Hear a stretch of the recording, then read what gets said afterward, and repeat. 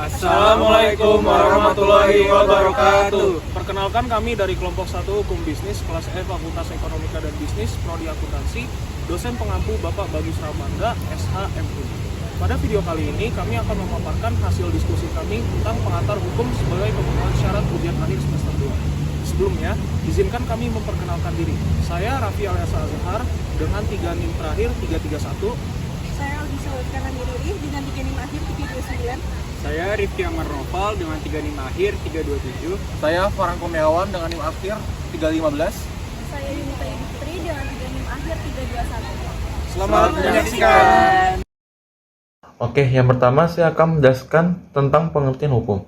Hukum merupakan suatu sistem yang terdiri dari subsistem hukum yang saling berkaitan satu sama lainnya dan saling bekerjasama untuk mencapai tujuan hukum, yaitu keadilan, kemanfaatan, dan kepastian hukum. Yang kedua, saya akan menjelaskan tentang pembagian hukum menurut sumbernya. Pembagian hukum sumbernya terdiri dari dua, yaitu sumber hukum formal dan sumber hukum material. Yang pertama, sumber hukum formal terdiri dari hukum undang-undang, hukum adat, hukum traktat, hukum jurisprudensi, dan doktrin hukum. Dan yang kedua, ada sumber hukum material, terdiri dari filosofis, sosiologi, dan historis. Yang ketiga, saya akan menjelaskan tentang pembagian hukum menurut bentuknya. Pembagian hukum menurut bentuknya terdiri dari dua, yaitu hukum tertulis dan hukum tidak tertulis. Hukum tertulis terdiri dari hukum tertulis yang dikodifikasikan, dan yang kedua hukum tertulis yang tidak dikodifikasikan. Yang B, hukum tidak tertulis. Hukum tidak tertulis yaitu hukum yang tumbuh dan berkembang dari keyakinan dan kesadaran hukum masyarakat, tetapi tidak tertulis dan masyarakat menaatinya seperti halnya menaati undang-undang. Oke, yang selanjutnya saya akan menjelaskan pembagian hukum menurut tempat berlakunya. Pembagian hukum menurut tempat berlakunya terdapat 5 poin. Yang pertama ada hukum nasional. Hukum nasional adalah hukum yang berlaku dalam suatu negara. Yang kedua, hukum internasional. Hukum internasional merupakan hukum yang mengatur hubungan hukum antara negara dan atau antara organisasi lembaga internasional. Yang ketiga ada hukum asing. Hukum asing ialah hukum yang berlaku di negara lain atau negara asing. Yang keempat ada hukum gereja. Hukum gereja ialah hukum yang ditetapkan oleh gereja berlaku untuk anggotanya. Yang terakhir ada hukum Islam. Hukum Islam ialah hukum yang berlaku untuk orang-orang yang beragama Islam. Yang terakhir saya akan menjelaskan tentang pembagian hukum menurut waktu berlakunya. Yang pertama ada ius continentum. Ius continentum ialah hukum yang berlaku pada waktu sekarang dalam suatu masyarakat di wilayah tertentu. Yang kedua ada ius constituendum, yaitu hukum yang diharapkan berlaku untuk waktu yang akan datang atau hukum yang dicita-citakan. Yang terakhir ada hukum asasi. Hukum asasi ialah hukum yang berlaku di mana-mana dan kapan saja, tidak terbatas oleh ruang dan waktu. Oke, selanjutnya ada pembagian hukum menurut fungsinya yang dibagi menjadi dua, yaitu ada hukum material dan hukum formal atau hukum acara. Hukum material yaitu keseluruhan peraturan atau norma hukum yang mengatur hubungan hukum antara subjek hukum yang satu dengan subjek hukum yang lain yang menggunakan kepentingan tertentu. Selanjutnya yang kedua ada hukum formal atau hukum acara, yaitu keseluruhan peraturan hukum atau norma hukum yang mengatur cara melaksanakan dan mempertahankan hukum material tersebut. Selanjutnya ada pembagian hukum menurut sifatnya, dibagi menjadi dua juga, yaitu hukum imperatif dan hukum fakultatif. Hukum imperatif yaitu peraturan atau norma hukum yang dalam keadaan konkret tidak dapat dikesampingkan oleh para pihak yang bersangkutan atau harus ditaati secara mutlak. Yang kedua, hukum fakultatif yaitu peraturan atau norma hukum yang dalam keadaan konkret dan dapat dikesampingkan oleh para pihak yang mengadakan perjanjian. Selanjutnya ada pembagian hukum menurut isinya, dibagi menjadi dua, ada hukum publik dan hukum privat. Hukum publik yaitu keseluruhan peraturan atau norma hukum yang mengatur hubungan hukum antara negara dengan orang dan atau badan yang mengutamakan kepentingan umum. Yang kedua, hukum privat yaitu keseluruhan peraturan atau norma hukum yang mengatur hubungan hukum antara perseorangan dan atau badan pribadi yang mengutamakan kepentingan pribadi. Oke, selanjutnya saya akan menjelaskan subjek dan objek hukum. Subjek hukum adalah setiap makhluk yang memiliki, memperoleh, dan menggunakan hak-hak kewajiban dalam lalu lintas hukum. Subjek hukum terdiri dari dua jenis. Ada manusia biasa dan badan hukum.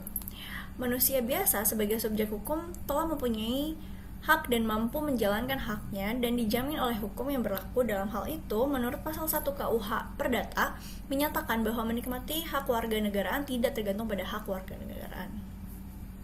Selanjutnya ada badan hukum. Badan hukum merupakan badan-badan perkumpulan, yakni orang-orang yang diciptakan oleh hukum. Badan hukum sebagai pembawa hak dan tidak berjiwa dapat melakukan sebagai pembawa hak manusia. Hukum-hukum dibedakan menjadi dua bentuk. Ada badan hukum publik dan badan hukum privat. Subjek dan objek hukum. Objek hukum dibagi menjadi jenis-jenis objek hukum. Yang pertama, benda yang bersifat kebendaan. Adalah suatu benda yang sifatnya dapat dilihat, diraba, dirasakan dengan panca indera. Terdiri dari benda berubah atau berwujud, meliputi 1. Benda bergerak atau tidak tetap, berupa benda yang dapat dihabiskan dan bedanya yang tidak dapat dihabiskan. Dibedakan menjadi sebagai berikut. Yang pertama, benda bergerak karena sifatnya. Menurut pasal 509 KUH Perdata adalah benda yang dapat dipindahkan. Yang kedua, benda bergerak karena ketentuan undang-undang. Menurut pasal 511 KUH Perdata adalah hak-hak atas benda bergerak. Yang kedua, benda tidak bergerak. Dibedakan menjadi sebagai berikut. 1. Benda tidak bergerak karena sifatnya, yakni tanah dan segala sesuatu yang melekat di atasnya.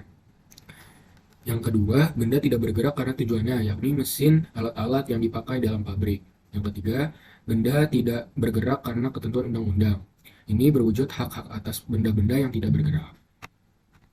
Lalu, benda yang bersifat tidak kebendaan, atau hak kebendaan yang bersifat sebagai pelunasan piutang atau hak jamin yang melekat pada kreditor yang memberikan kewenangan untuk melakukan eksekusi kepada benda yang dijadikan jaminan jika debitur melakukan prestasi terhadap suatu prestasi atau perjanjian. Lalu ada sistem hukum di Indonesia. Pengertian sistem hukum menurut pendapat Sudikno Mertukusumo adalah suatu kesatuan yang terdiri dari unsur-unsur yang mempunyai interaksi satu sama lain dan bekerja sama untuk mencapai tujuan kesatuan tersebut.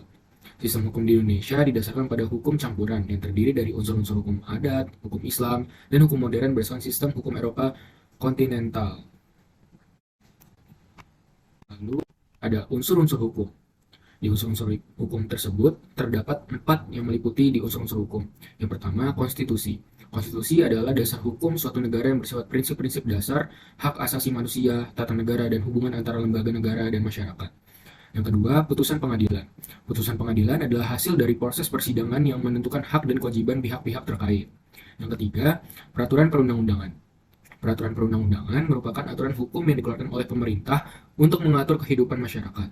Yang keempat, kebiasaan. Kebiasaan adalah perilaku atau cara hidup yang dilakui oleh masyarakat. Jika kebiasaan ini dilakui dan terus-menerus dilakukan dalam kehidupan sehari-hari, maka kebiasaan dapat menjadi dasar hukum. Nah, selanjutnya kita masih membahas tentang 3 unsur hukum lainnya, yaitu doktrin hukum, adat, dan juga hukum internasional.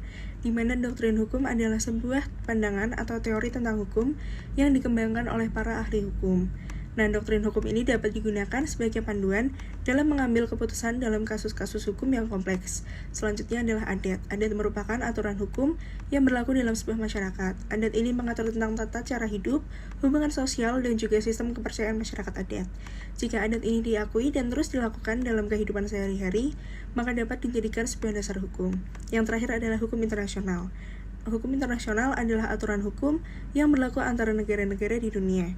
Indonesia sebagai anggota PBB juga tunduk pada aturan hukum internasional yang telah ditetapkan oleh organisasi internasional tersebut. Topik selanjutnya adalah asas-asas dalam hukum.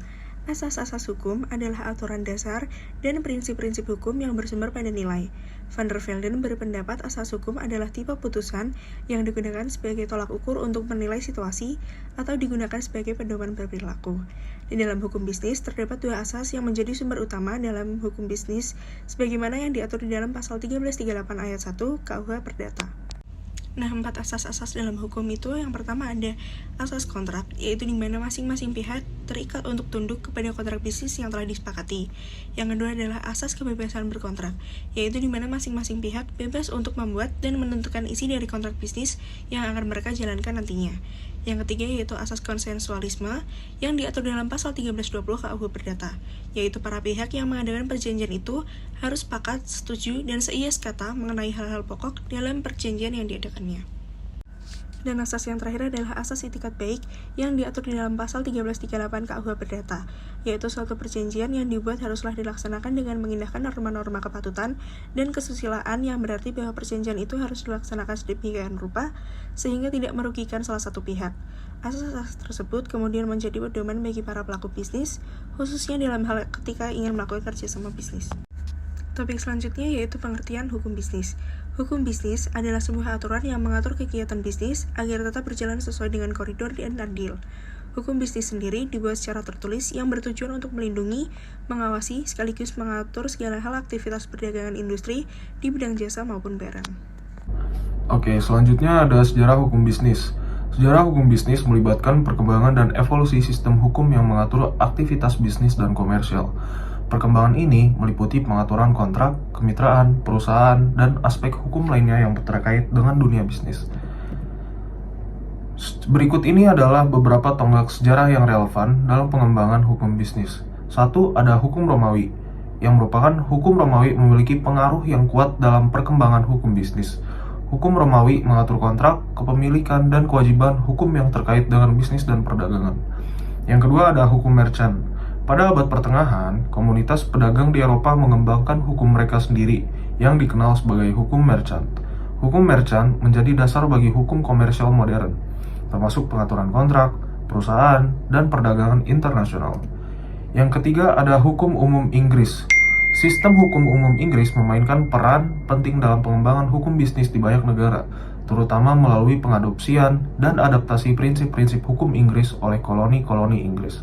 Prinsip-prinsip hukum kontrak dan hukum perusahaan Inggris berpengaruh dalam perkembangan hukum bisnis di banyak negara hingga saat ini. Yang terakhir, yaitu yang keempat, adalah UU Perdagangan Internasional. Seiring dengan globalisasi perdagangan, perkembangan hukum bisnis internasional menjadi semakin penting. Beberapa perjanjian internasional seperti Convention on Contracts for the International Sale of Goods dan United Nations Commission on International Trade Law telah mengatur prinsip-prinsip umum yang berlaku untuk transaksi bisnis internasional. Nah, di sini ada ruang lingkup hukum bisnis. Yang pertama ada hukum perusahaan, 2 hukum kontrak, 3 hukum ketenaga kerjaan, 4 hukum kepailitan, 5 hukum perdagangan internasional, 6 hukum perlindungan konsumen, 7 hukum properti intelektual, 8 hukum persaingan usaha, 9 hukum pajak, 10 hukum keuangan, 11 hukum lingkungan, dan yang terakhir 12 hukum sengketa bisnis.